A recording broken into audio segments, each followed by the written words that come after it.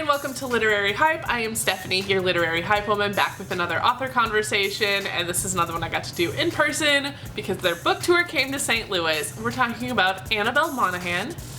Her new book is Same Time Next Summer.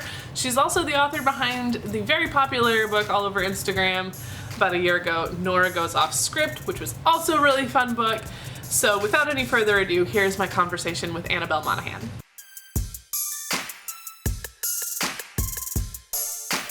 So great to have you. Your book right now that you're promoting is Same Time Next Summer. You want to introduce us to the story? So it is about Sam Holloway, who is 30 years old, and she returns to her parents' beach house to look at a wedding venue with her fiance. And while she is there, she runs into the love of her life, who broke her heart when she was a teenager. And his name's Wyatt, and he is not a boy anymore. He is a grown-up man with a guitar. They're the worst. Yes. They're one so can dangerous. A man with a guitar. It's like a bartender. Exactly. Yes, we have no resistance. So the story goes back and forth in time between where they are now and what happened to them before when they were teenagers, and sort of unravels what had happened to their family, what's happened to her since, most importantly, and how she's sort of become this other kind of person as a result of having her heart broken. And since you touched on the structure, let's go there. Okay, structure. So you have this broken up into two parts. Yes. And the first part is then and now, and then the second part is just now. Yes. Why did you decide to structure it in that way? I think decide is a strong word. I honestly wrote this book 12 times, at least, maybe more than that. I wrote it in every way you can possibly imagine. I wrote it in all from her perspective, all from his perspective, back and forth. She was talking about the now, and he was talking about the past, and I thought that was very literary, but it didn't work. So the way it ended up was getting us back and forth in time to a point in time where I kind of felt like I was ready to just move on. Because, you know, if you break up when you're 16, there's no more then to deal with. So now you just have to go back, you know, through what's happening. So it just made sense, like pleasure-wise, that you would want to go back and forth. And then eventually you're like, let's get on with things, like what's happening now. So how long did it take you to write this one with that many back and forth rewrites and adjustments? Probably a year.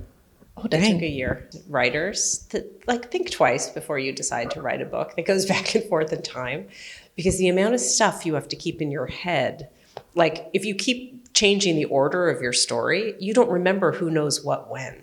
It's very confusing. But probably after the fourth draft of this book, it started to make sense to me, and it started to kind of flow in a more easy way. Did you use any kind of methods to help keep track of things, or was it just all trying to keep it up in your head? So I don't have any methods. I wish I had methods. The only thing I have is a really smart editor. She is very smart, and she can see where I've just completely gone off the rails, and her job is to pull me back onto the rails. So yeah, it is a complicated way to write a story, but it's a fun way to read a story, so I like doing it. The story deals so much with her family, as well as the love. And there's a quote that said, "As I've gotten older, I've learned it's totally possible to love someone from a safe distance." And I feel like that's something we as a society are learning right now. Yeah. Kind of talk about that aspect of her relationship and trying to love her family and these other people at a distance and keeping them kind of at arm's length. Well, it's funny that you pulled that line, and that's like really, to me, the most important part of the story. You're a good reader. So I think when we are growing up, we get our hearts broken romantically. We get our hearts broken inside our family. And then we go out into the world and we become many of us, like just become this other version of yourself who you think is going to be able to cope in the world. And we do our best to grow up and go into the world. You come home, and I just went home. I just was home like 2 days ago. It's the funniest feeling because they look at you and they don't care that your book just came out. They see you, you know, with your braces on, like they just remember who you used to be. And so you go home and you either have to just totally embrace your family, or you have to keep a distance from getting your heart broken again. And what happens to Sam in this story is she is just ruined by this heartbreak, and she turns herself into somebody that's, got all sorts of armor on. And she chooses a man that she doesn't have to love that much. So if she lost him, it's not that big of a deal.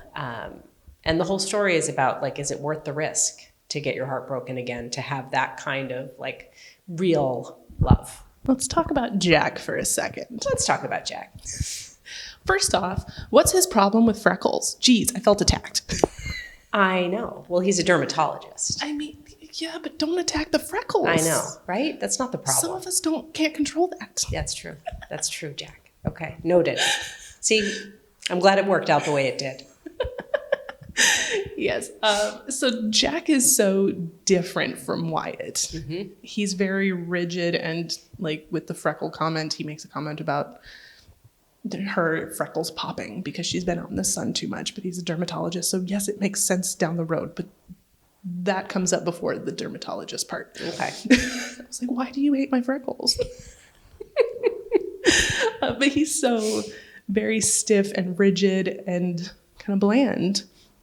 Talk a little bit about the safety of picking someone that you know exactly what you're going to get versus Wyatt, who's more colorful and free-spirited. Yeah, well, that does feel safe. And in an early draft of this book, Jack was kind of awful. And my editor said, I don't really like Sam because I don't understand why she would pick a guy like that. So I had to make him more likable, which actually made a lot of sense, but I didn't really make him that likable. But he is a guy he knows what kind of life he wants to have. He wants to have that life with her, that he knows where he wants to live. He knows what sports he wants his kids to play. If you feel like a person who really suffered because your life was in free fall, you might be attracted to a guy like that, who is like, here's your life. Here's all the decisions made for you. And I think anybody who's ever been in love or watched TV knows that, like, that's just not love. That's not what you're in it for. That's not living. And Sam kind of refers to it as grown-up love, and then Wyatt as magic love. Well, that's what she thought. She says that because she figured that the magic that she felt with Wyatt is because they were teenagers. It was exciting.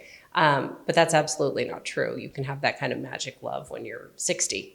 But that was her way of justifying how she did not feel that excited about Jack. And I mean, that shows throughout the wedding plannings aspect of, like, she's really dragging her feet the whole time.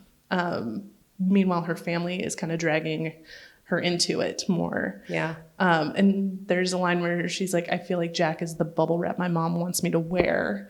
Yeah. And the safety of that relationship. Oh, I was about to say, oh my God, that's true. But I wrote that sentence. That's exactly what I meant to say. Yes, you wrote it. It was beautiful.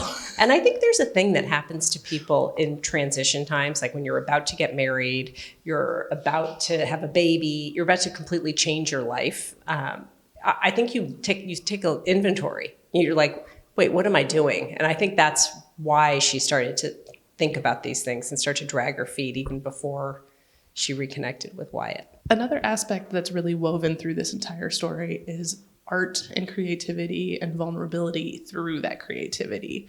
What was it like for you as a creative person to kind of play with that in the confines of this, like, for lack of a better word, love triangle? It's a love cone, but people call it a love triangle. A love cone? Yeah, because it doesn't connect all three ways. It's just the one and the two. Oh, yes. Huh. Okay, you just blew my mind. You're absolutely right. Good to know. Well, I'm glad you brought that up because I would have had one answer like 4 days ago, and I have a totally different answer now.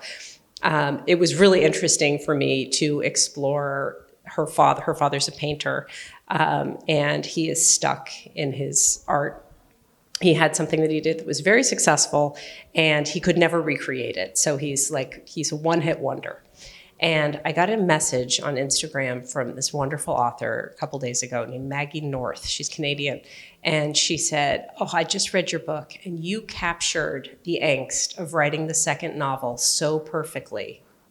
And I thought, what are you talking about? And then I thought about it. That's what I was writing when I was writing that. That whole backstory was my terror at writing a second book. When people liked my first book, they're not going to like my second book, and I can't write the same book again, and I got to come up with something new. That was just my whole, like all over my body while I was writing this book. And in my subconscious, I just poured that all into her dad. So many authors have talked about that, of how like you'll be writing something and not realize till after the fact that you were processing what you were going through on the page. Yeah. Yeah, I think it's why we write. And it's so fascinating to think of all the things that you're revealing about yourself that you're not even aware you're revealing. I mean, it's crazy. And you touched on your first book, Nora Goes Off Script, which was also fabulous. Thank you. What was it like seeing the response to that? Like, because it was everywhere on Instagram and TikTok. It was all over the place for a while. What was it like seeing that? It was wonderful. And, the wonderful thing about it is it just felt like such a connection because people really just said one thing about the book. That book made me really happy. And it was so fun to hear that because it made me so happy to write it. This redefining yourself after heartbreak and then coming back to your essential self. So that's how I approached this book. That was basically all I started with. I didn't know there would be music. I didn't know we were going to go back and forth in time. I didn't know where we were going from there. And this takes place at a beach. And the beach feels like its own character in and of itself. There's just so much richness to this Long Island beach and basically her backyard. Yeah. What is your favorite part about the beach that you brought into this story? Well, as a writer, the beach has really turned out to be a really great thing because I'm trying to write a book about, dragging up old memories. And there's nothing more sensory than the summer and the beach and the salt on your skin and the water on the sun on the water and all of those kind of sensory things bringing back memories really helped me tell the story. My favorite thing about the beach is just the feel of it, the heat. It's like the way when you're at the beach, you don't have to think about anything. It's like, oh, I'm hot. I'm going to go in the water. Oh, I'm cold. I'm going to get out of the water. It's just very, I don't know, it's very easy.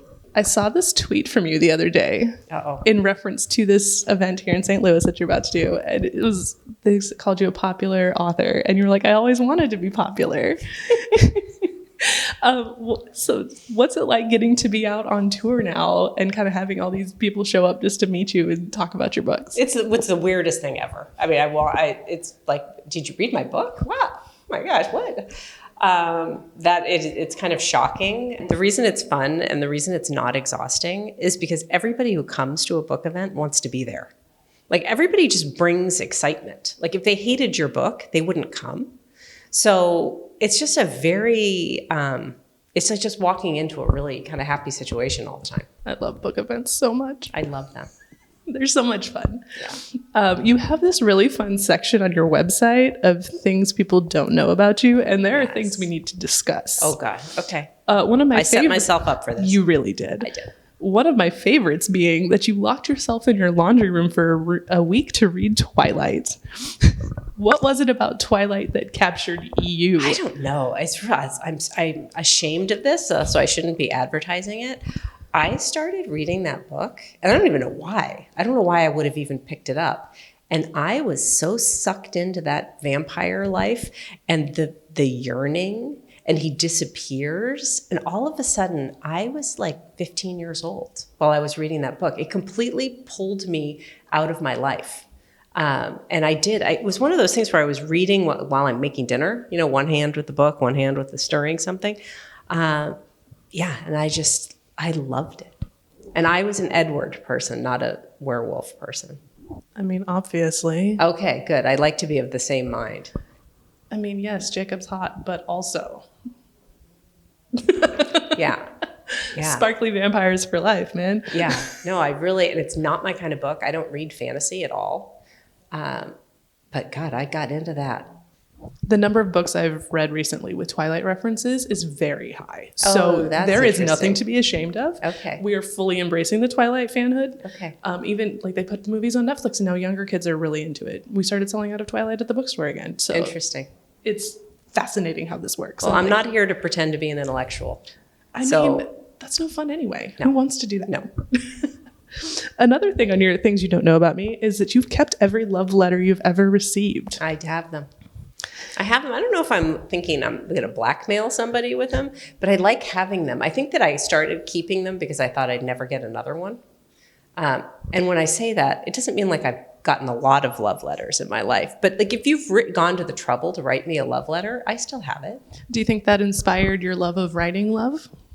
I probably was writing before anyone ever wrote me a love letter. But I think the keeping them is inspired by my total love of love. I love a love story. I love in a big thriller, if there's a tiny little love story in it, it's the only part of the story I pay attention to. I just love the conjuring up of all those feelings, the yearning, the satisfaction, the uncertainty. To me, it's like the best kind of drama. I love it. You wrote that you have a hard time accepting that you can have heartbreak as an adult. Yes. Which is like, you say this, but then like, I've read your books and there's heartbreak as an adult. Yeah. So how do you reckon that like that hard to grasp concept with what you're putting on the page? Well, it's funny you say that because I made that list years ago before I wrote any of these books about adults having heartbreak and before I was even writing for adults. So I think that I was just coming to understand that and I wasn't ready to write about it. And now that I've written about it, I should probably take that down because there's heartbreak everywhere. It's true. Yeah. I mean, we talked about that. It's in families, it's in relationships, it's everywhere. It's everywhere. It's in your own mind. I mean, you can break your own heart by, promising yourself something and not following through. I mean, it's a lot of ways to break your heart. It's very true. Depressing. Jeez, sorry. What are you working on next? So I am finishing a book for July 11th is my deadline. And it is a story of a mother of 3 children who her mother died 2 years ago. Her husband died a year ago. And she has decided that she's going to have one last summer romance. And then a bunch of things happen. Chaos ensues. Some stuff happens. I love this book if it works out. What's it like writing while you're on tour? So you're on deadline and you're on tour at the same time. This feels like really bad scheduling. I know it's really. I should adjust something, but it's also fun. And it's also, if you think about it, I'm traveling, and so I'm not walking my dog. I'm not cooking for my family. I'm away. So, I theoretically should have more hours in the day when I'm touring than not. And an airplane is a great place to write. What's the best writing advice that you've received and what you would give to an aspiring writer? Because I know they're not always the same thing. No, they're not. An aspiring writer, I would always say 2 things. Read. I think that everything that I know about writing, I've learned just because I read a lot. I think that stories and the way stories are structured become intuitive to you if you read enough. So just read all the time. Also write, but make sure that you're reading stories and you kind of understand flow. The other thing is to have a writing community of some sort. I got a writing community because I took an adult education novel writing workshop, and then got to know the people in that class, got to know my teachers. I ended up teaching that class for a while, and I was part of, so I had people to show things to. I think that's really helpful. The best piece of writing advice I've ever gotten is Deborah Goodrich Royce, who wrote Reef Road, who you should read it. It's really good. It's a thriller. She said in a talk that I was listening to one time that when she's plotting a story, she prints out blank calendar pages for the whole length of the story and writes out what happened on what date so that she can actually see the calendar of a story. Wow, that's fascinating. I know this is very specific, but I am a person who I will finish a full draft of a novel and I will have a week where it's Tuesday 3 times. You're not alone. I really hope I've heard I'm not this alone. from multiple authors. So. Have you? Yes. Yeah, I just can't manage time for some reason. So this way, you can actually see the way a story flows. It's free. It's a good strategy. I love it. Well, then it's time for the last question. Okay. Which is the most fun question. Since this is literary hype, what books are you hyped about? Oh, I've read so many good books lately. I'm not gonna, I'll Meet Me at the Lake was so good, but I don't need to tell people that. Everybody's read it. But this may be a hot take, I liked it more than I liked Every Summer After. Ooh. I know. Throw something at me. I loved that book. Amy Popel's The Sweet Spot, I really loved this year. If you want to cry and have all the feelings, I loved Page Tunes' Only Love Can Hurt Like This. Have you read it? I've heard about it. I have not gotten to it yet. It is. It will get you where you live. It is really, really good. Romantic comedy, Curtis Sittenfeld. I mean, that book was so good that I was annoyed when I was done. I was like, how dare she write this book? This is so good. I just thought the darkness and the lightness, you know, the way it all just kind of mingled in throughout the story. I thought it was brilliant. Awesome. Well, thank you so much for taking the time to chat with Literary Hype. It was a blast having you on. I'm so glad to be here. Thank you. Thanks again to Annabelle for taking the time to talk with me while she was in St. Louis for her tour stop for Same Time Next Summer. It was such a fun time hanging out with her, and we kept talking afterward, and she was maybe a couple minutes late getting to her event because we were chit-chatting, and it's fine. It's fine. Everything's fine. If you're interested in grabbing a copy of Same Time Next Summer for yourself, check out the links below. There is a way to get a hold of a copy of this book, as well as her first one, Nora Goes Off Script. And her Instagram is down there, so you can follow her and see what else she's up to. And also on that side of the page, don't forget to hit that like button, hit the subscribe button, turn on your notifications so you know when the next author conversation is going live. Thanks for watching. Have a good day.